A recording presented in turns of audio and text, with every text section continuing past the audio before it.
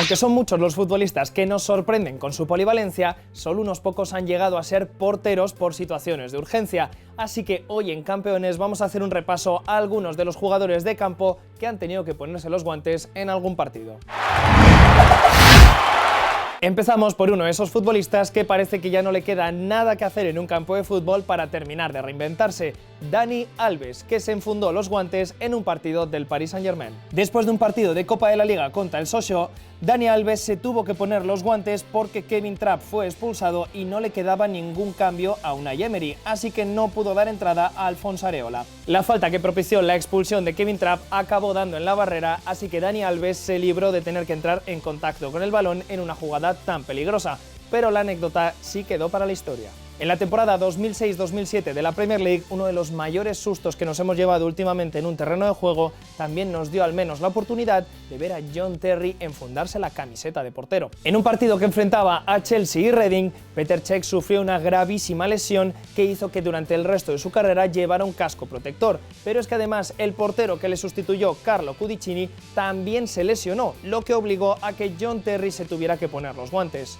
Tuvo que sobrevivir a los últimos minutos de partido, pero seguro que es una experiencia que al gran capitán del Chelsea jamás se le olvidará. Nos vamos más atrás, a noviembre de 2002, cuando en un partido de esos que generan mucha rivalidad entre Bayern y Borussia Dortmund, se acabó calentando en exceso hasta que Jens Lehmann fue expulsado. El mítico portero de la selección alemana y que luego haría historia con el Arsenal de los Invencibles, tuvo que ser sustituido por un jugador que curiosamente, si de algo tenía planta, era de portero, Jan Koller, que a sus más de 2 metros le venían de maravilla una posición como la de guardameta. Su enorme envergadura hizo que, aunque no fuera su posición natural ni muchísimo menos, no desentonara en un partido en el que todo se había vuelto demasiado loco para el Borussia Dortmund. Y es que nunca lo sabremos, pero nos quedamos con las ganas de saber si en una realidad paralela Jan Koller, en vez de ser el delantero excelente que fue, habría sido un gran parador de balones. La Europa League también es capaz de dejarnos estampas para la historia, sobre todo por su curiosidad, y es que uno de los grandes goleadores del continente, Harry Kane, se tuvo que poner los guantes porque Hugo Lloris fue expulsado. Sucedió contra el Asteras Trípolis griego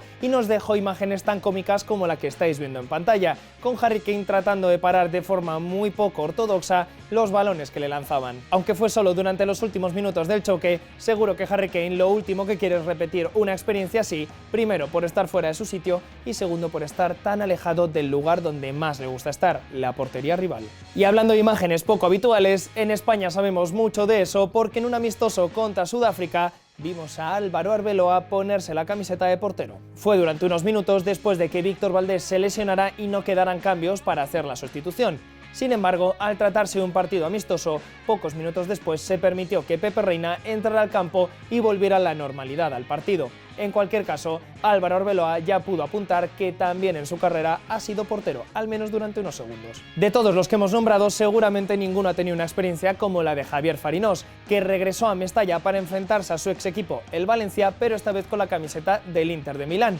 Y todo se torció tanto en la eliminatoria de la ya extinta UEFA entre Valencia e Inter que acabó con Farinós poniéndose en la portería. Expulsaron a Toldo, portero en los Nerazzurri, y fue el turno de Farinós para defender la portería del Inter, y nos dejó imágenes tan peculiares como esta en la que intenta agarrar un balón, aunque no con demasiada técnica. Seguimos con futbolistas que jamás habrían esperado que les tocaría ser porteros y nos vamos a 1998, donde en un Parma Udinese, Hernán Crespo se tuvo que poner los guantes por la lesión de su portero. El guardameta Guardalben se lesionó y no quedó otra que darle las llaves de la portería al delantero argentino, que sin embargo solo tuvo que estar unos minutos en esa posición tan peculiar y nadie le molestó lo más mínimo, así que consiguió superar la papeleta con satisfacción. Y hablando de delanteros que se han hinchado a goles durante toda su carrera pero que también han acabado con los guantes puestos, no nos podíamos dejar fuera a Samuel Eto'o, un futbolista que tuvo que ponerse los guantes cuando en su etapa en el Mallorca expulsaron a Leo Franco y en todo un mítico estadio como San Mamés